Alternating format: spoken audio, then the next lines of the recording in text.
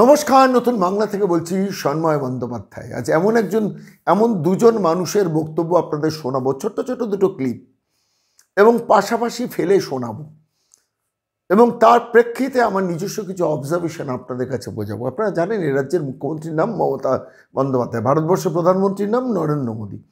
মমতা বন্দ্যোপাধ্যায় তার ধর্ণা মঞ্চে, ফিশ ফ্রাই খাওয়া ধর্ণা মঞ্চে, ভণ্ডামোর ধর্ণা মঞ্চে, সেইখানে দাঁড়িয়ে একটা বিবৃতি দিয়েছেন, একটা বক্তৃতা দিয়েছেন। যে বক্তৃতা একটা অংশ আপনাদের কাছে শোনাবো। যে বক্তৃতায় এ রাজ্যের মুখ্যমন্ত্রী বলেছিলেন যে এই যে কংগ্রেস ন্যায়যাত্রায় পশ্চিমবঙ্গে ঢুকেছে, আমাদের কিচ্ছু জানায়নি। এক। দ্বিতীয়ত বলেছেন যে ওরা কি কংগ্রেস 40টা পৌঁছবে নাকি সারা ভারতবর্ষে কন্টেস্ট করলে। আর 3 নম্বর বলেছেন আরও সাংঘাতিক কথা, বুকের পাঠা থাকে তো এমপি ইউপিতে গিয়ে পদযাত্রা করো, পশ্চিমবঙ্গের মাটিতে দাঁড়িয়ে পদযাত্রা কেন। তারপরে আবার রাহুল গান্ধীকে ঠুকে বলেছেন বসন্তের কোকিল, হ্যান ত্যান, এইসব নানান কথা বলেছেন।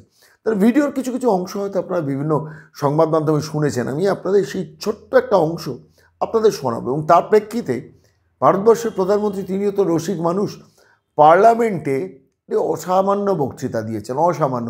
আমি মোদির বক্তৃতার খুব ভক্ত নই, পরিষ্কার বলছি, কিন্তু মাঝে মাঝে পার্লামেন্টের বক্তৃতাগুলো আমার শুনতে খুব ভালো লাগে, কেন বিপক্ষকে বিদ্ধ করার যে স্টাইল, যে অপারেটিভ স্টাইল, সেটাও কিন্তু খুব ইন্টারেস্টিং। তার মধ্যে ইন্টেলিজেন্স সাংঘাতিকভাবে মিশে থাকে।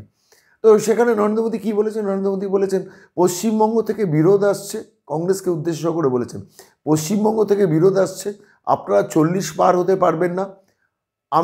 আমি চাই যে আপনারা 40টা পার হন, অন্তত অপোজিশন লিডার, অপোজিশন একটা দল হন। অর্থাৎ নরেন্দ্র মোদী ওই মেসেজের মধ্য দিয়ে যেটা পরিষ্কারভাবে বলে দিয়েছেন, দুটো খুব ইন্টারেস্টিং দিক বলেছেন, যে কংগ্রেস ক্ষমতায় যাওয়া দূরস্থ, 273 দূরস্থ, 272 দূরস্থ, সেইখানে দাঁড়িয়ে অন্তত ভারতবর্ষে 40টার ওপরে কংগ্রেস পাক, অর্থাৎ বিরোধী দলের মর্যাদাটা পাক, সেই মেসেজটা নরেন্দ্র মোদী তার বক্তৃতায় বলেছেন। এক। দ্বিতীয়ত হচ্ছে খুব সূক্ষ্ম কৌশলে কংগ্রেস ভার্সেস তৃণমূল লড়াইটা একটু বাঁধিয়ে দিচ্ছেন। কীভাবে? কংগ্রেস এবার খেপে যাবে তৃণমূলের উপর, আমরা সারা ভারতবর্ষে 40টা আসন পাবো, এত বড় কথা। এবার তৃণমূলের বিরুদ্ধে কিছু গালমন্দ করতে শুরু করবেন, তাই করেছেন। অধীর চৌধুরীরা শুরু করে দিয়েছেন যে আমাদের বিরুদ্ধে এই জাতীয় কথাবার্তা বলে আমাদের ছোটো করার চেষ্টা করছে তৃণমূল কংগ্রেস। ফলে তো আলটিমেটলি কংগ্রেসের সঙ্গে তৃণমূলের একটা আভ্যন্তরীণ দ্বন্দ্ব লাগিয়ে দেবেন।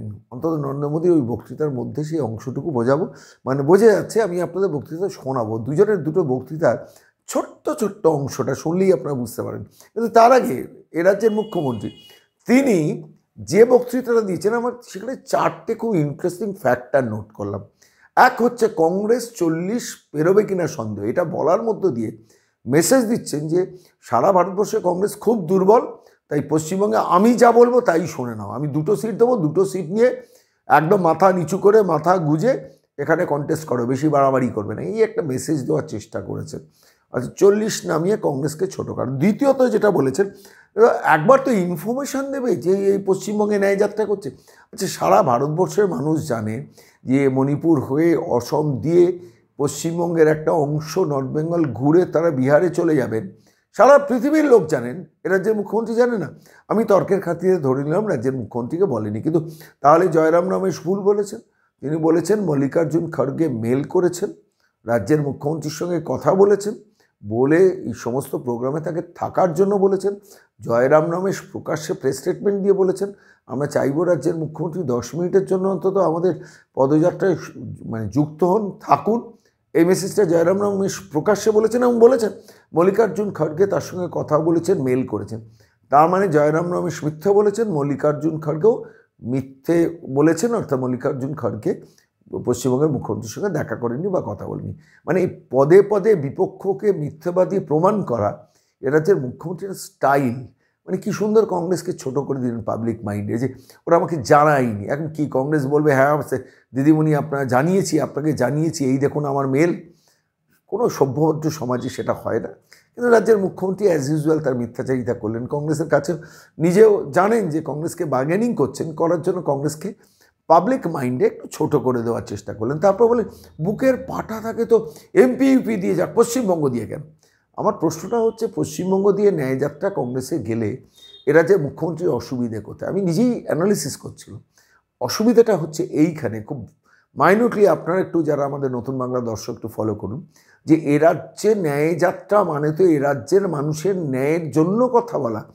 চাকরি প্রতারিত যে ছেলেমেয়েগুলো গান্ধী মূর্তি, মাতঙ্গী হাজরা মূর্তির পাদদেশে বসে আছে, বা সারা পশ্চিমবঙ্গ ধরে প্রত্যেকটা সেক্টরে যে কয়েক হাজার না কয়েক লক্ষ কোটি টাকা চুরি গেছে, তার বিরুদ্ধেও তো ন্যায় শব্দটা তো শুধু মোদির বিরুদ্ধে না, ন্যায় শব্দটা তো পশ্চিমবঙ্গের প্রেক্ষিতেও প্রাসঙ্গিক। এই যে সিএজি রিপোর্টে 1,85,000 কোটি টাকা গায়েব করে দিয়েছে একটা সরকার, তার বিরুদ্ধেও তো ন্যায়যাত্রা, সেইটা বুঝতে পেরেছেন রাজ্যের মুখ্যমন্ত্রী। এই ন্যায়যাত্রার ফলে আলটিমেটলি মানুষ যদি এটা ভাবতে শুরু করে যে পশ্চিমবঙ্গের মানুষকেও তৃণমূলের হাত থেকে ন্যায় দেওয়ার জন্য রাহুলের যাত্রা, তা তো বেজায় বিপদ। ফলে রাজ্যের মুখ্যমন্ত্রী চটেছেন, চটে গিয়ে উল্টো পাল্টা বলেছেন, যা বলেছেন সেটাও আপনাদের শোনাবো।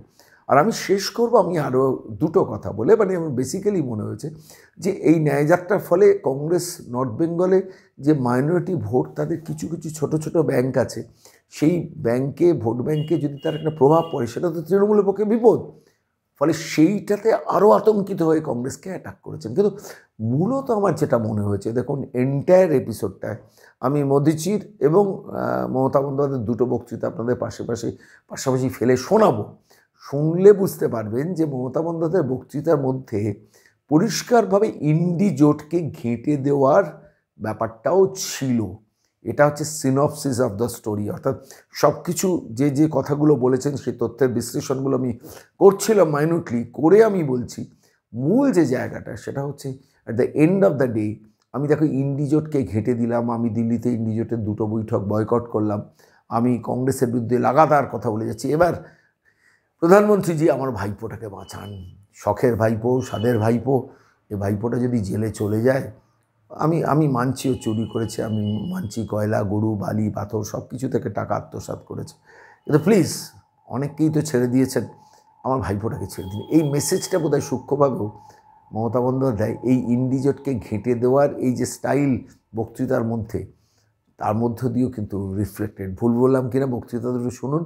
প্রথমে ভারতবর্ষের প্রধানমন্ত্রীর বক্তৃতা, খুব ইন্টেলিজেন্ট বক্তৃতা, আর দ্বিতীয়ত হচ্ছে পশ্চিমবঙ্গের মুখ্যমন্ত্রীর বক্তৃতা, যেখানে মেসেজ ইজ ক্লিয়ার যে ঠিক আছে আমি ইন্ডিজোটকে ঘেঁটে দিলাম, এবার আপনি অন্তত আমার ভাইপোটাকে ছাড় দিন।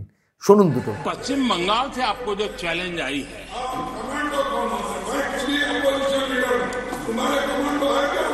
और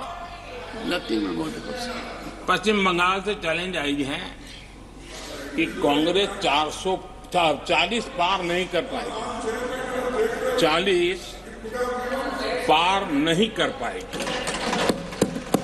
मैं प्रार्थना करता हूं कि आप 40 बचा पाए। 40টা সিট পাবে কিনা আমরা জানি না, সারা ভারত 300টা সিট লড়ে। আজ তোমাদের এত অহংকার, এত অলঙ্কার। বাংলায় প্রোগ্রাম করতে এসেছি আমরা নাকি ইন্ডিয়ান অ্যালায়েন্স? একবার তো ইনফরমেশনটা দেবে, অমুক দিন থেকে প্রোগ্রাম করতে যাচ্ছি বাংলায় এই রুট দিয়ে, আর তো কিছু চাই না। আমাকে কেউ তো বলেনি, আমি অ্যাডমিনিস্ট্রেশনের থ্রুতে শুনেছি। বুকের পাটা থাকতো দেখতাম ইউপিতে এলাহাবাদে গিয়ে বিজেপিকে হারিয়ে এসো, যেটা জায়গা হেরেছো, মধ্যপ্রদেশে গিয়ে হারিয়ে এসো। আর এখন ইলেকশন এসছে, তাই বসন্তের কোকিলদের কাউকে ফটোশুট করছে সব।